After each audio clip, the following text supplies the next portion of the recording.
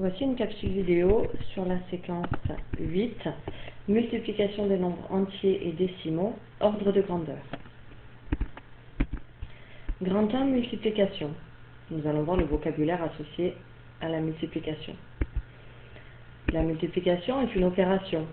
Les facteurs sont les nombres que l'on multiplie entre eux, et le produit est le résultat d'une multiplication.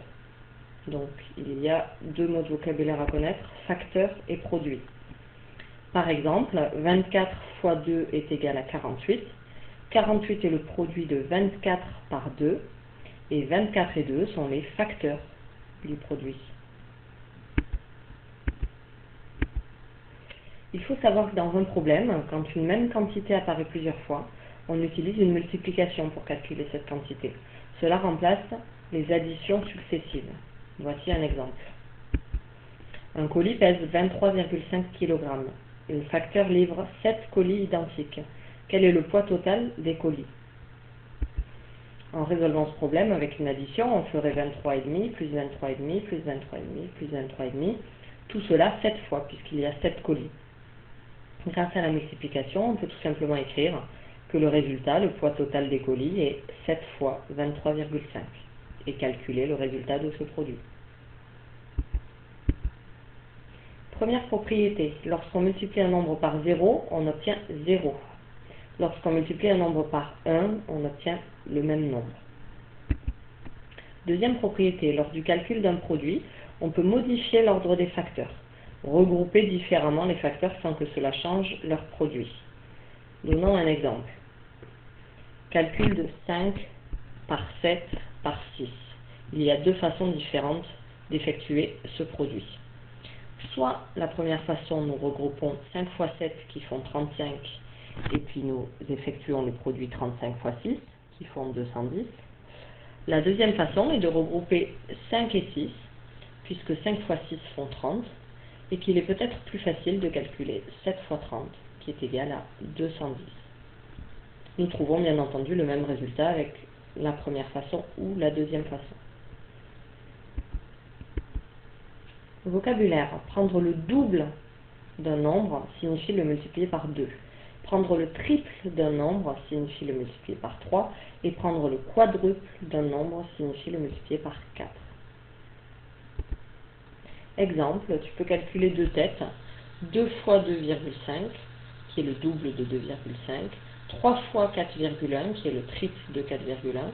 Et 0,3 fois 4 qui est le quadruple de 0,3. Nous verrons les résultats en classe.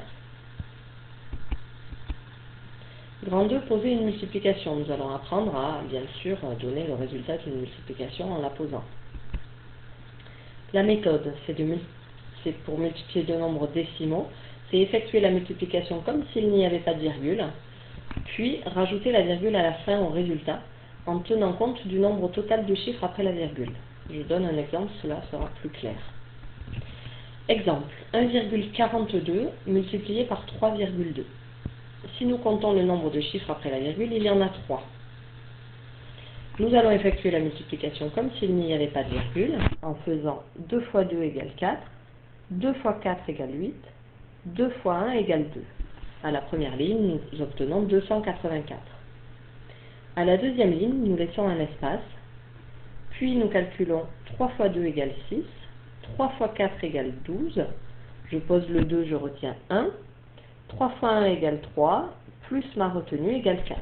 À la deuxième ligne, nous obtenons 426.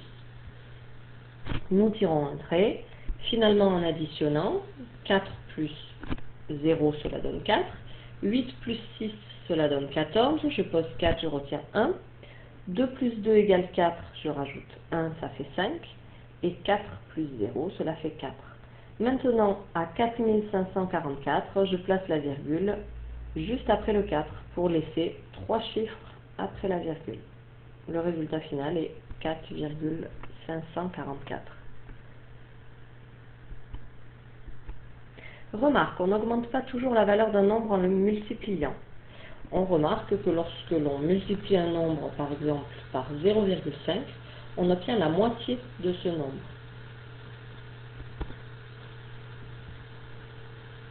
Je retiens, le produit de deux nombres peut être inférieur à l'un des deux facteurs. Lorsque l'on multiplie un nombre par un nombre plus petit que 1, on obtient un nombre plus petit que celui du départ. Grand 3, ordre de grandeur d'un produit. Nous avons vu comment trouver l'ordre de grandeur d'une somme et d'une différence. De la même façon, comment obtenir un ordre de grandeur d'un produit. Nous allons remplacer chacun des facteurs par un nombre proche et facile à utiliser en calcul mental. Puis on effectue la multiplication de ces deux nombres faciles et on obtient un résultat proche du résultat correct. C'est l'ordre de grandeur. Donnons un exemple. Le produit 19,6 par 5,12. Nous pouvons dire que 19,8 s'approche de 20 et que 5,12 se rapproche de 5. Donc l'ordre de grandeur de ce produit est par exemple 20 multiplié par 5 qui donne 100. Je retiens, pour contrôler la vraisemblance d'un résultat d'une multiplication ou vérifier le résultat d'une multiplication, on peut contrôler le nombre de chiffres après la virgule, on peut contrôler le dernier chiffre à droite, ou alors calculer un ordre de grandeur pour vérifier si l'on n'est pas trop éloigné du résultat correct. Dernier point, résolution de problème. Il faut savoir quand utiliser une multiplication, comme nous l'avions vu dans le devoir maison numéro 2. Je te donne plusieurs exemples de problèmes. À toi de me dire lesquels utilisent la multiplication ou pas. À toi de jouer. Nous donnerons les solutions en classe.